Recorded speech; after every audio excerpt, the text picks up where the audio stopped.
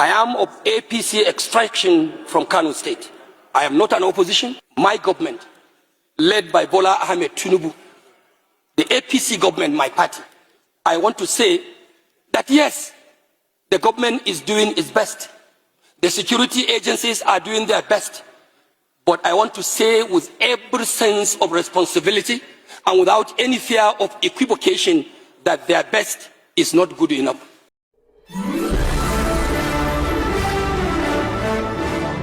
Greetings, viewers and subscribers. This is BVI Channel 1, where we tell you nothing but undiluted truth.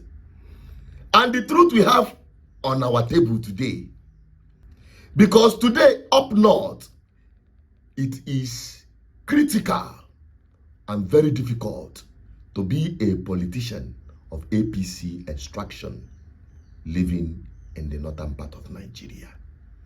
While listening to this lawmaker at the floor of the House of Rep, wearing Tinubu's cap, goes deeper than you can ever imagine.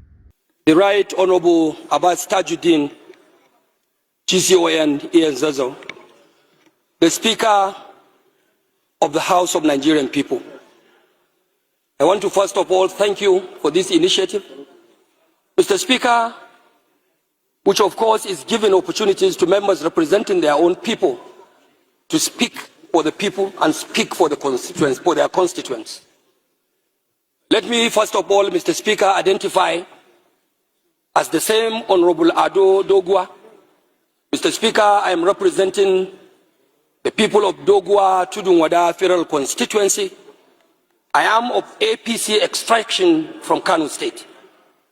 Mr. Speaker, I feel appropriate to mention my political identity in this very important discourse because I would not like anyone out there on the street or someone listening to me on the audio to mistake me for an opposition. I am not an opposition. I am a member of the APC, ruling APC in Nigeria. I am also a member, by extension, of the government of the Federal Republic of Nigeria. A member of this great parliament also, which has the APC as a dominant factor.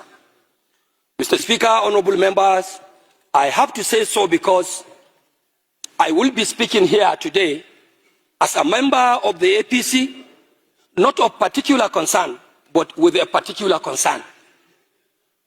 An APC member speaking with a particular concern, Mr. Speaker.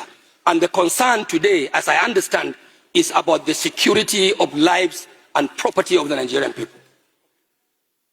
Mr. Speaker, I have heard briefs and submissions by the relevant committee chairman here about the situation of Nigeria's security architecture.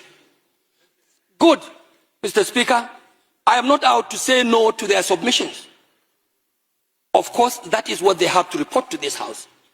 But when you are speaking, Mr. Speaker, from the point of view of Nigerian people, one must be prepared to call a spade a spade. Mr. Speaker, I am therefore prepared to say that no matter what the government does, my government, led by Bola Ahmed Tinubu, the APC government, my party, and despite all the submissions of the efforts of all security agencies that were meant here through their respective chairmen, I want to say that yes, the government is doing its best. The security agencies are doing their best. But I want to say with every sense of responsibility and without any fear of equivocation that their best is not good enough. It is not good enough because the security situation in Nigeria today, Mr. Speaker, it is horrific. Mr. Speaker, our security situation is tragic. Mr. Speaker, the security situation, especially in the north where I come from, is devastating. Mr. Speaker, our situation in Nigeria today in the area of security is unspeakable. It's unspeakable because our people are left ravaged in serious tension, fear and desperation, all because we are lacking and reneging in our institutional and collective responsibility as a government. Mr. Speaker, the fact remains the same, like every one of you here would say, that the responsibility of every democratic or elected government, even military governments, Mr. Speaker, fundamental responsibility of government is the security of lives and property of its own people. Mr. Speaker, what we have today is like a failed security. What we have today, in my opinion and in my views, Mr. Speaker, is like for me to quote in the words of the popular Bob Marley in his own song in those days in the 80s, when he was saying, war in the north, war in the west, war in the east, and war down south. Mr. Speaker, today, Nigeria is operating under a complete war against humanity. And this House must not only continue to chant slogans, move motions, take contributions from members. We must have to step up and rise up to the expectation of our own people. And that expectation must be beyond making pronouncement on the floor. Mr. Speaker, we have to step our institutional mandate. We have to step our institutional commitment and determination to protect the lives of the vulnerable people. Mr. Speaker, you rightly said in your remarks that you were in Kebbi State. As God may have it, Mr. Speaker, I went to Kebbi with you. I saw how the governor of Kebbi, who is the chief security officer of the state, speaking to the delegation of this honorable house in nostalgia, Mr. Speaker, with a very heavy heart. At a point, I would not miss to say, I will not be mistaken to say that I saw the governor weeping in the heart. This will be the same situation everywhere you go, in the south or in the north or in the east or down in the west. Mr. Speaker, our governors are not only overwhelmed, it's like they cannot even do it. The responsibility of security, Mr. Speaker, of course, by the constitutional provisions, it is a sole responsibility, more of a sole responsibility to the center. I agree with whoever may say, of course, governors in the subnationals are also accountable and they must be held responsible for the security of lives and properties of their people. Mr. Speaker, I want to say that in virtually all of our constituencies, given the opportunity, everyone here can rise to tell you the account of what is happening. Mr. Speaker, it is not religious. Mr. Speaker, it is not even political. This fight and this menace of insecurity in Nigeria is something that does not have any identification of one's party or one's religion or one's tribe whatsoever. It is a calculated attempt to demoralize Nigerian state. And if care is not taken, Mr. Speaker, even for those of us who take politics more seriously, we'll have a very big question to answer at the end, because it is like this unnecessary insecurity going on. This is a high level of conspiracy targeting our political processes. As we are approaching 2027, Mr. Speaker, we will all be expected to have a peaceful conduct of our polls. How do you have that if our communities, local communities, are plunged into crisis, into banditry, into kidnappings? Mr. Speaker, we can even declare legislative emergency. Close the house, shut it up. Who are you legislating for? What laws are you making when the country is running in blood? The country is running in blood and tears. You cannot go, the farmers cannot go to farm. Our traders cannot go to market. Worshippers cannot go to mosque, cannot go to churches. Then what are you legislating here? Mr. Speaker, if the government is not prepared to actually do the right thing that will protect the lives and property of our people, I urge on you, I urge on this honorable house, as a house of the people of Nigeria, to stand up to pay the supreme cost. And that is no more than to shut this house down and to call emergency on any legislative issue and wait until the right thing is taken by the government of the day. I understand his fears. Oh yes.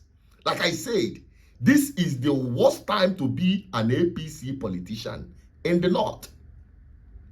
And his fear is coming out from the message on the street. You see them?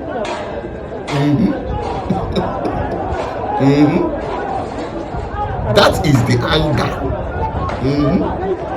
You can see their frustration. Yes.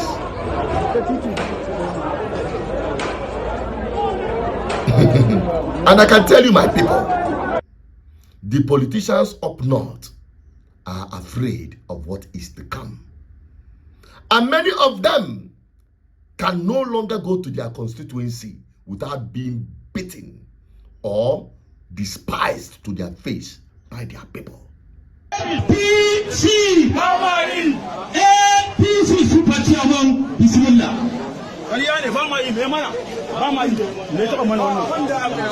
Super Chairman Bismillah.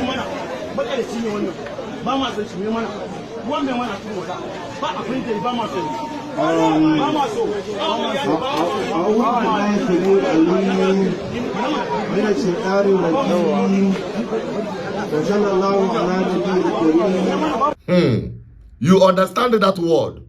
Bamayi. Whenever you hear it, just know it is over for you in the north. Because this is one thing I love about northern youths. When they say Bamayi, they don't want you. That is case closed. These guys are so passionate. These guys are out there to your face. Unlike we from the southern part of Nigeria, who sometimes on many occasions play non-interested or a kind of nonchalant attitude towards politics and governance. You see the guy on crutches, saying it to their face boldly, Bami or whatever they call it. That is the fear of many northern politicians. What we hit Tinubu and APC in 2027 is still doing kindergarten work. He's still doing press up. He never even start proper training. But I'm telling Nigerians, get ready and give this man and this cocoon, this coven, in the name of a political party that have sucked enough blood of Nigerian people, send them packing to wherever they came from come 2027. Nobody is coming to do that for you. They are receiving the message. The vibe is touching them. The breeze is getting to them. But we need to turn up the heat and get every Nigerian to get involved, because your life depends on it. I thank God today our effort all these years is yielding fruit and hitting target. And thank you for those of you who have been sharing our videos on this platform. Thank you for supporting what we are doing in our advocacy for good governance. Keep sharing it, keep trending it, and I can tell you together we will all be free from bad governance. My name is still Associated Peters, your advocate for good governance, and my sweat will not be in vain. Bye-bye for now.